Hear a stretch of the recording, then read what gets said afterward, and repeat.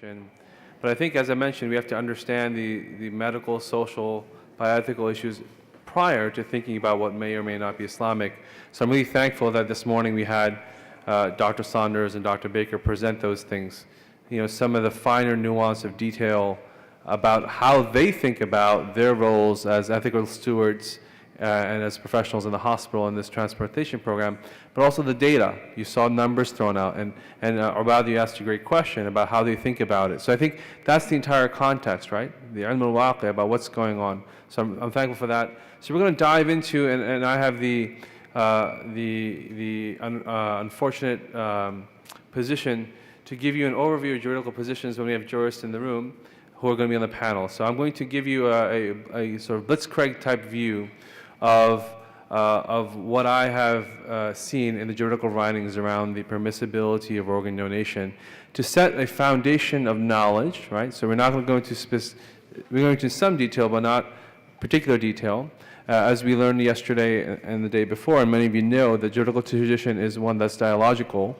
So I'm going to go into some detail, but not too much detail, so that we can have our shuyukh who are going to be in panels later on give you more nuance and understanding and help, and you're going to push them or actually probe them deeper on those sorts of issues. So with that, let me begin so that I don't get too delayed. Bismillah. So we're going to understand the relevant legal and theological concepts relating to organ donation. I hope that we leave here aware of the different Islamic, generally, camps or rulings on organ donation. And my hope is that you leave here being better able to navigate the reasons in favor and against, from a religious perspective, organ donation. Okay, so let's start off with a hypothetical of a patient scenario. So you have Suhaila, who's a 37-year-old female. She's married with 3 children. She has diabetes, type 1, and unfortunately has kidney failure. So Suhaila's doctor informs her that she needs to think about she needs a kidney transplant, and she has to think about finding a donor for that. You have Sharif, who's a 30-year-old male. He's married with 1 child, no past medical history, so he satisfies the criteria that you heard from Milda about being a living organ donor. He is her only sibling, and the question then becomes, contextually, can he, right? I'm using that term specifically from a legal perspective, can he? Is it permissible for him to donate his kidney to Suhaila? So here's how we're going to think about it, and these are some of the money slides conceptually. I'm going to introduce relevant legal and theological concepts, particularly the notion of human dignity, which I would reason is a conceptual homeomorphic equivalent to concepts within the tradition about hurma and karama, the notion of darura that I mentioned yesterday, and then also the notion of maslaha, or public human interest. I'm going to introduce fatawa on organ donation and their conditions of permissibility. These are 3 illustrative examples. There are many. They're in your book, but there are many more. But I think these illustrate these concepts above, because these constructs and concepts are on the basis of which the reasoning is deployed to come up with that ruling. So here are the 3 broad positions. Okay? 3 broad positions in the juridical literature around organ donation is that organ donation is categorically impermissible. It is haram, right? Because it violates predominantly human dignity. Both these aspects of karama and hurma, right? That is the asl ruling here is that it is haram. The other camp, in between, the next camp is that yes, they agree that organ donation is impermissible, it's haram, but is conditionally permitted. Remember, through the concept of darura, it's conditionally permitted because of dire necessity, right? So that's the real ruling, but here's the contingent ruling. So it's haram, but now it's made permissible through a contingent ruling with conditions of darura.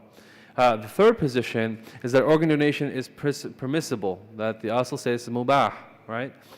With several stipulations, because it serves a general human interest, the maslaha amma, right? That there's a human interest that the lawgiver would recognize, the Quran in this case recognizes, and therefore it is permissible. And some would then elevate that position to actually, in certain instances, it's actually mandub. It is, right? It's recommended. Okay.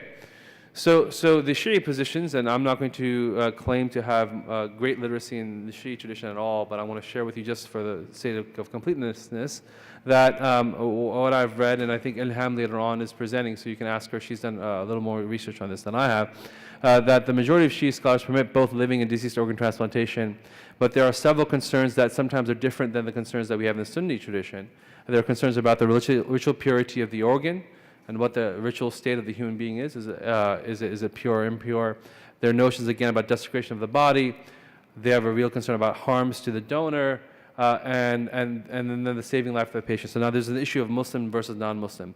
This came up previously in the Sunni rulings. I'm not going to comment on that. You can ask the scholars, but this is remains an overarching concern within the Shia community. Okay, so let's go to now the concepts, right? So I want you to leave here with some understanding of the concepts, so that you have a more nuanced understanding of the rulings. So human dignity, I would argue, and others have, that they're two theological constructs from the tradition that together form a conceptual analog for the notion of human dignity as understood in the bioethics in the Western secular academy. And they are sanctity of the body, karama, and an inviolability of the human body, hurma. Okay?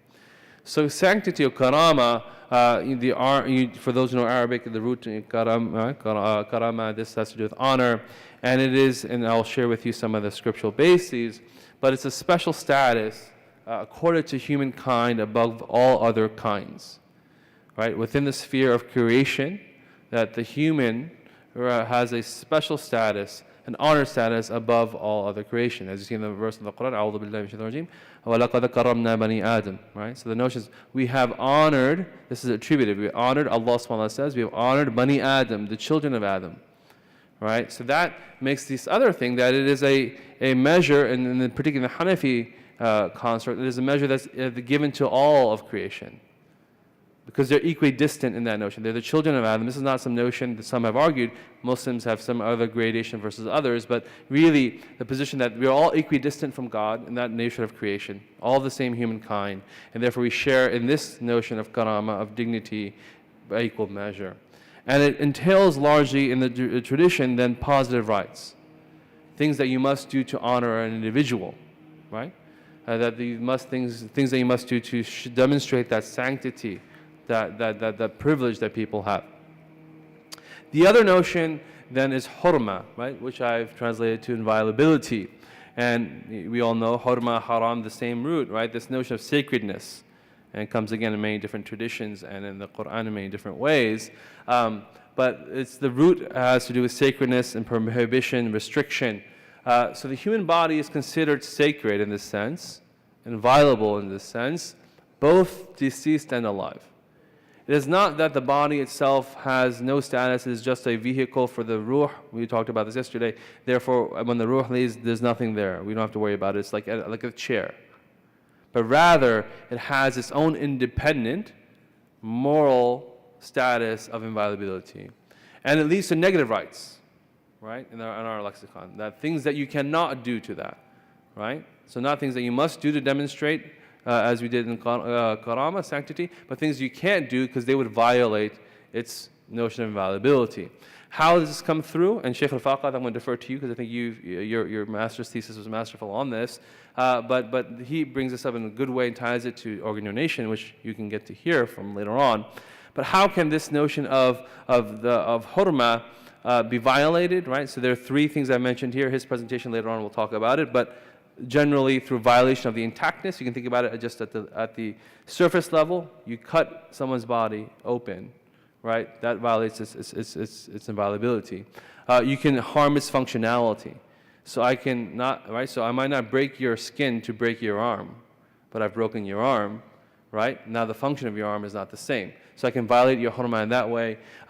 Or it can become objectification of the body. So now, and this is a real concern for those who talk about organ donation, that I all of a sudden commodify, and the Sunni jurists are particular on this, that I have now relegated the human being to a thing of interchangeable parts, right? That can be sold. And if you go on Google now, you'll be able to find price lists for organs in certain places. And that is a real concern theologically about how we have commodified is one way of violating its inviolability. Okay, So now the particular notion here is that karama and hurma, you can think of the two ends of the same coin, but they're related to each other, they're linked to each other. So violating the bodily integrity, right, compromises human sanctity. At the same time, preserving sanctity positively means that you must maintain the inviolability of the body, right? It's a circular relationship, that they're linked to each other. And we're using this term dignity because, as I said, they both come together as conceptual analogs, homeomorphic equivalents that serve the same function that this notion of dignity within the bioethics community does for us from our tradition. So I gave you the concepts, right? So now let's kind of, again, I'm giving you a surface level view with some nuance, but how do then they relate to the notion, this particular idea, how is it applied in the context of organ donation? So this should be now old hat. You should all understand how this could be. So, sorry, I was meant to ask you questions, yeah? So how do you think this plays a role in the juridical reason? Again, a couple of responses. How do you think that plays a role in the juridical tradition around the permissibility of organ donation? Any thoughts? Please.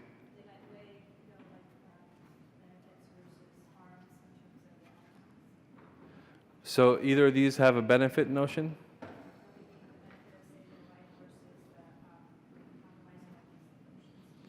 Right. So you're saying the jurists might think about the benefits, right? But these particular concepts are then the opposite, right? They're the other side, but the risks, right? Exactly.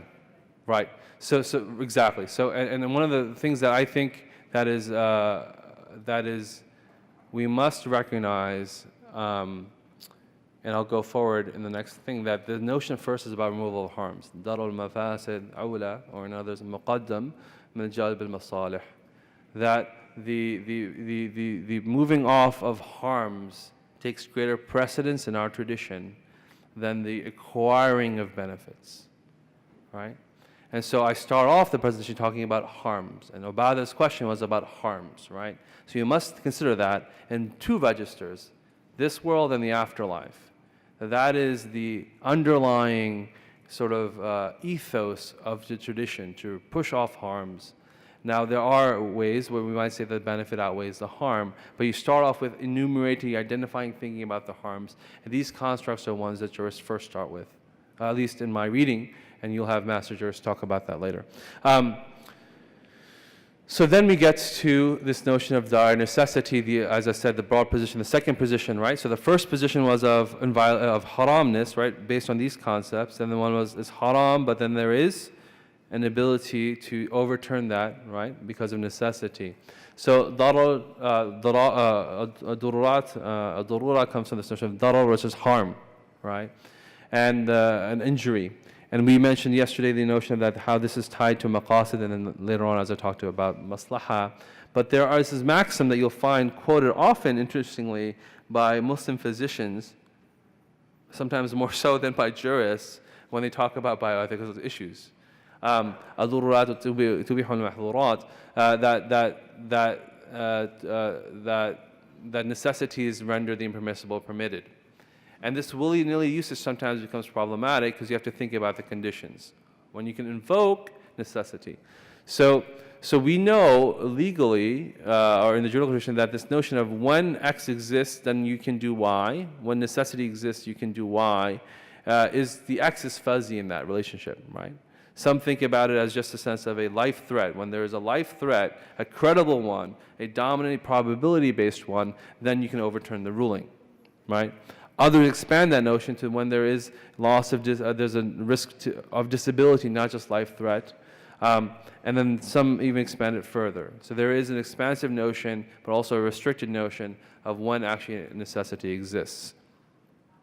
So how does that relate to organ donation? As I already mentioned, that is a vehicle by which the contingent permissibility of organ donation comes about. Okay. So now human interest, and those who are here, I'm buzzing through this because I spoke about this a bit yesterday, but then there's a third position, right, about masalih, an-nas, or masa'amma, or in this case, right, just human interest. That human interest, or the common good here, that there is by the act, again, we're talking about going back to my presentation earlier today, talking about the morality of the act. We have not gone to the agent nor the outcome yet. But the morality of the act is judged by this notion of common good or interest. So it moves from the morality of the act in consideration of the outcome, because it produces good. Do you get it?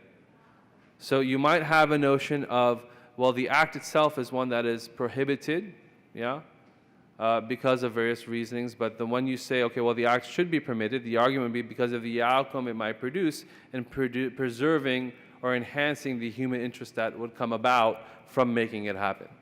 That is the way in which this is deployed in the context of organ donation. So you must know that there are three types, as I mentioned yesterday, within the notion of the sources of benefits or human interests here, within how they're tied to the scripture. That there is al-mu'tabara, right? That there is a public interest explicitly mentioned by the Quran and Sunnah. So let me ask you a question for the non-jurist experts. Is health preservation part of the mutabara here? Public interest explicitly mentioned by the Quran and Sunnah? Yes? How? Where?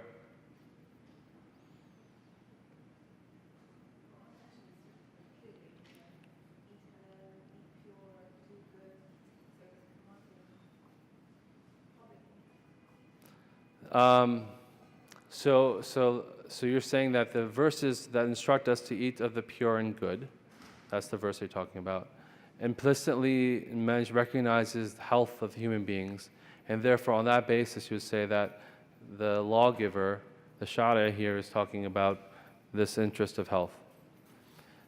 We had earlier, yesterday, and this question is really for those who were yesterday, when Professor Raghab was talking about the Sunnah collection, and he started off saying, well, you have to think about these two juxtaposed tensions of seeking gratitude in each state, gratitude for illness, right, and gratitude for health, that there's an active act.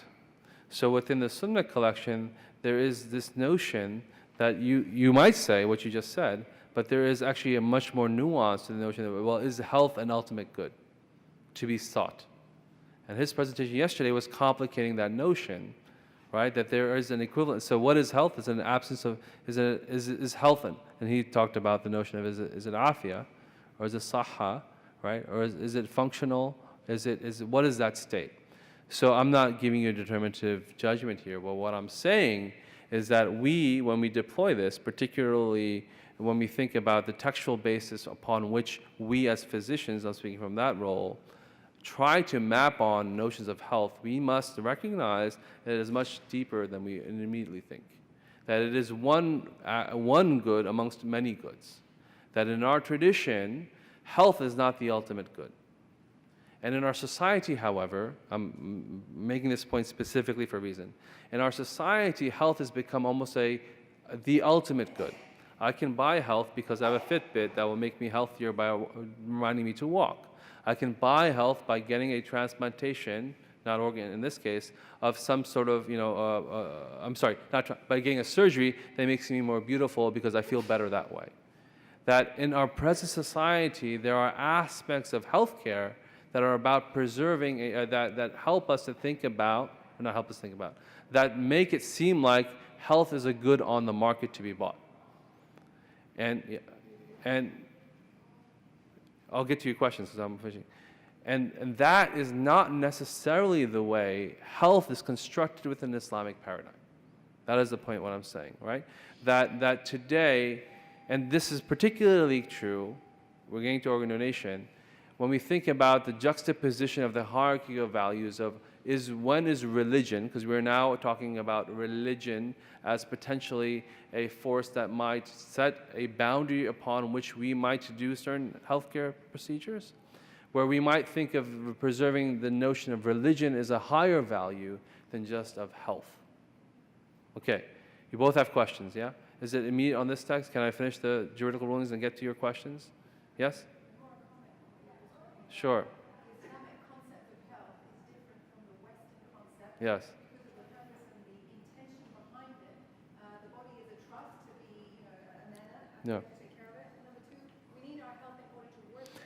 All fully, I recognize that. I'm not saying that, I'm not trying to talk about health in general. What I'm saying is that when we are in this project of delineating Islamic XYZ about bioethics, we must understand the conceptual basis upon which, what you're saying, we construct up a notion of health, right? So that when we are conversing, we're conversing with concepts of dignity, I started off with, or conversing with concepts of health from the outside world, we must understand that our own tradition offers some different, potentially, conceptual frameworks through which those values might be recognized or not recognized. So that was the underlying point, right? That we can't just simply say, okay, look, there's a verse about preserving XYZ, therefore, Quran says that the same notion of health you have outside is the health that I have here, right? That's why I asked that question, because you just pointed out that there's a different notion of the purpose, function, and even what it means than just saying, I can read into the Quran what I have here in healthcare. And what happens is that we deploy this, and I'm speaking particularly to the clinicians, we deploy these sorts of concepts without understanding that negotiation and interpolation that must exist. Okay, I'm going to move on, and then I'll get to your question. Yeah. Okay, so anyway, there's three, as I said, there's maslaha mu'tabara, maslaha mursala, and mulghat, that there are rejected, right? In the last case, that the text tells us that this is one that is not to be sought, and this is one that is contentious about how we think about the extra textual benefits. Okay, so we spoke about this, and now let me just demonstrate to you this usage in fatwa. So the idea is for you to be educated consumers. Rosie's telling me I'm always out of time already. Yeah, Rosie? I'm out of time? How much time? 8 minutes, yeah. So I'm almost good, and I'll get to your question. So how they're used within fatwa. You need to read fatwa, understanding these concepts. So here's just one example from Mufti Muhammad Shafi, that this is about relating to hurma and karama. So you see here, he said that if the same treatment is given to a man that his skin, hair, and organs are subjected to cutting and clipping for the use of another person, this will be against human sanctity and honor and the divine intentions of his creations. Right? And then he ends saying, in this matter, Islam has not permitted the use of these organs even with the consent and permission of a person.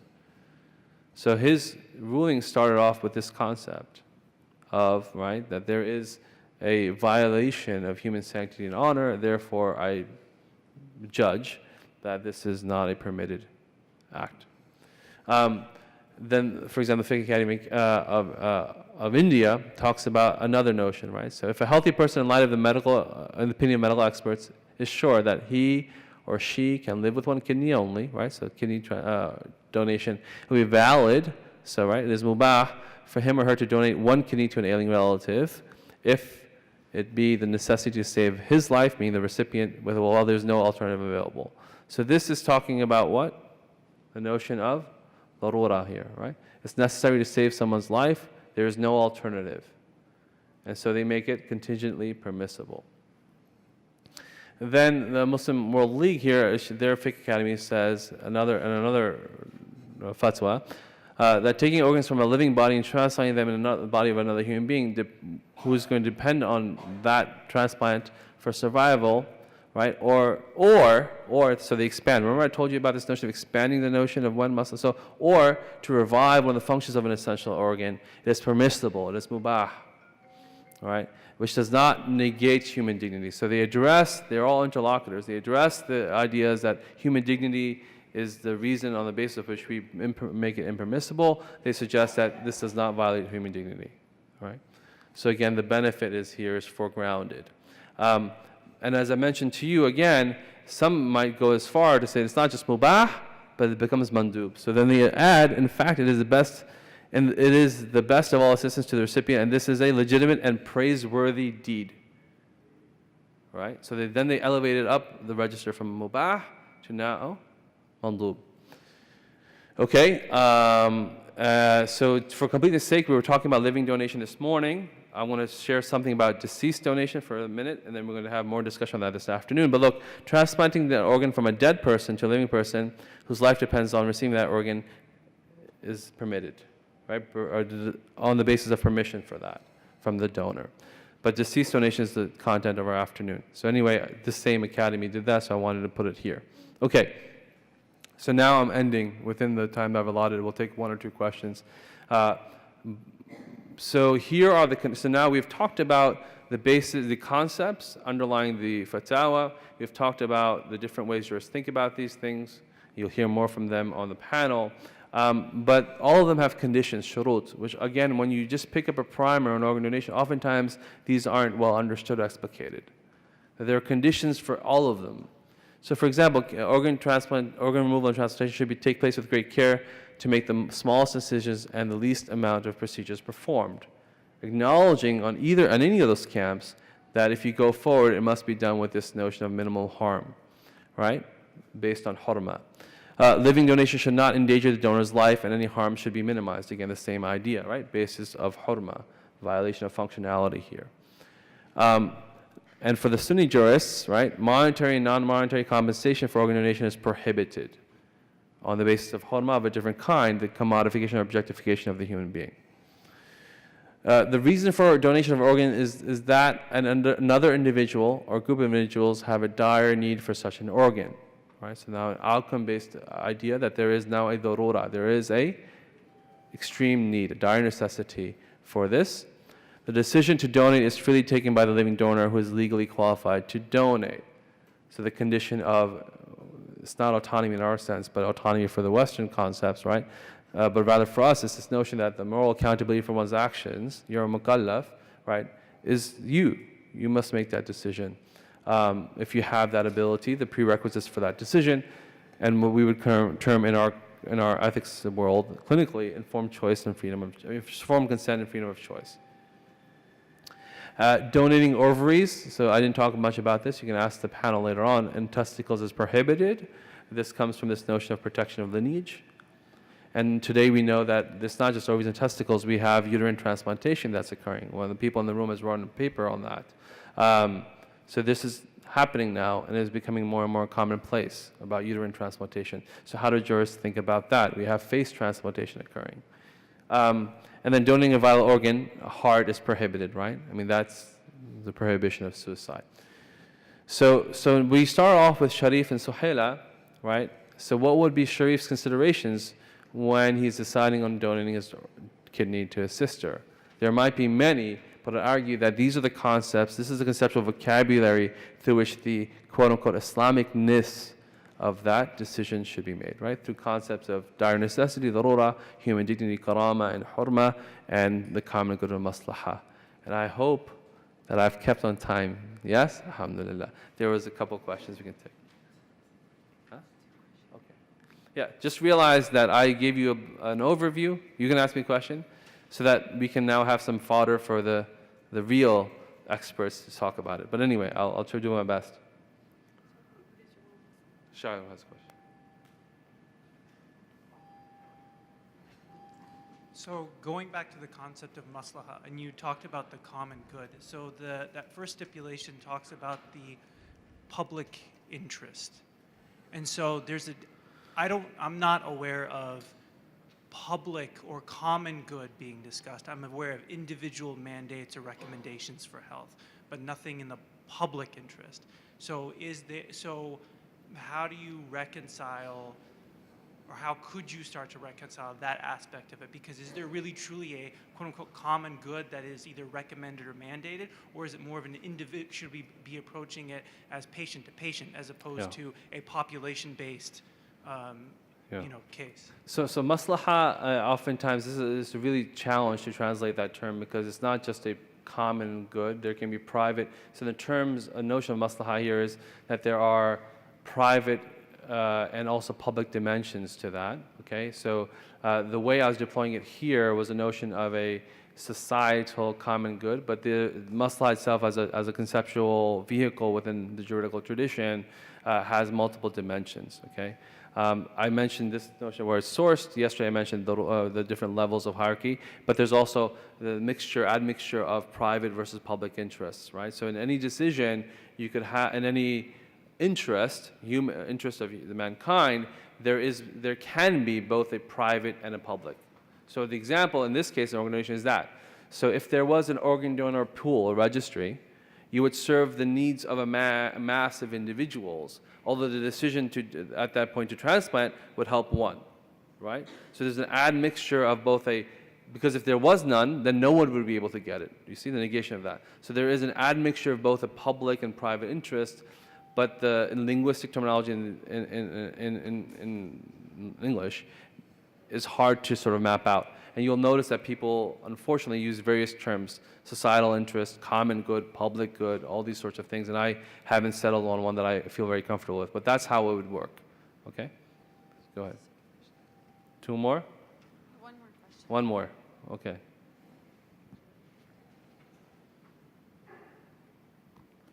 Shukran, thank you very much. In the broader discussions on organ donation, there's one of the ethical concerns that's raised is on the population level of markets, or on the burden of who are the donors and who are the recipients.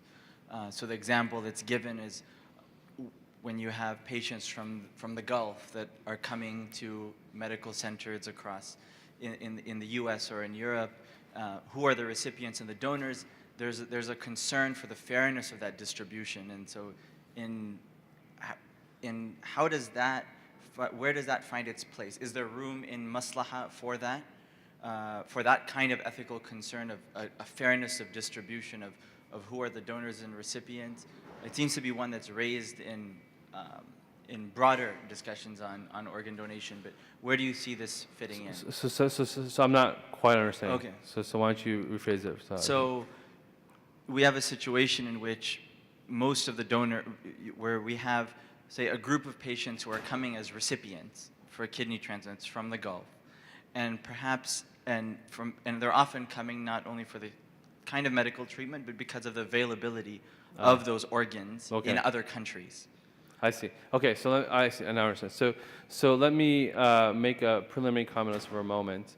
What I was trying to do today is show you the conceptual, the concepts that underlie the rulings. This notion of who. So in my reading, which limited, right? I can't say comprehensive necessarily, but this notion of who are the recipients and who are the donors comes in through the notions of harm, as I mentioned here.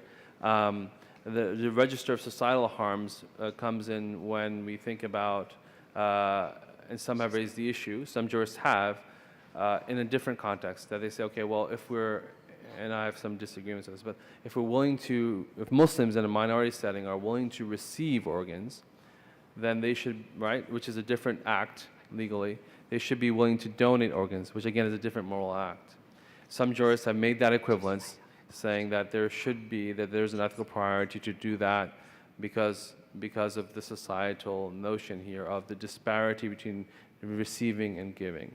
Although morally, legally, they're different acts. They have different rubrics in which you can argue what is a permissibility or not permissibility based on what's going on.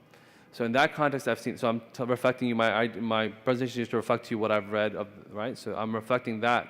But the notion of different ideas, so for example, insurance schema has come, or not insurance schema, of a disparity within recipients, different minority groups has come up, and suggesting when you use maslaha, that it must be, in this case, must be am.